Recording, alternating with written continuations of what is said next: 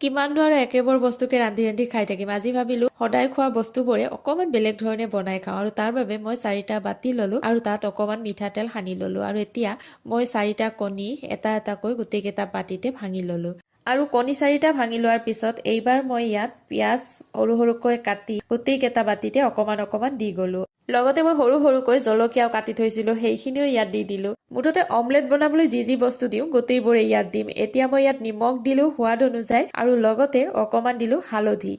আৰু ইচ্ছা কৰিলে ইয়াত আপুনি জিৰা গুড়িও দিব পাৰে। অৱশ্যে মই জিৰা গুড়ি দিয়া নাই, তাৰ সলনি মই ইয়াত ধনিয়াৰ পাত অকমান কাটি দিছো।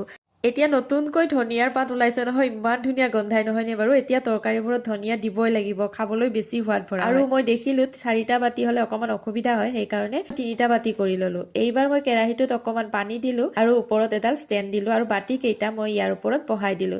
আৰু ঢাকনিখন দি এতিয়া মই ভাপত অকমান সিজিবলৈ দিম।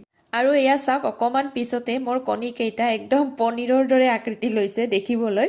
এতিয়া মই কণীৰে বনোৱা পনীৰখিনি উলিয়াই ল'ম বুলি বাতিটো চাৰিওকাষে চামুচ এখনেৰে এৰুৱাই ললো। আৰু এয়া চাওক, দেখিবলৈ কিমান বেছি ধুনীয়া হৈছে নহয়নে।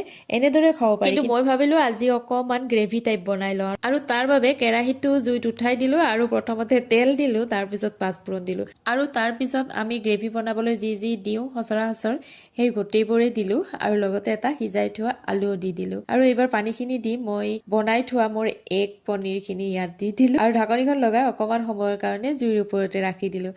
আৰু একেবাৰে শেষত মই ইয়াক কস্তুৰী মিঠি অকমান দি দিলো। আজি দুপৰীয়া সাজ মই এনেদৰে গ্ৰহণ কৰিলো।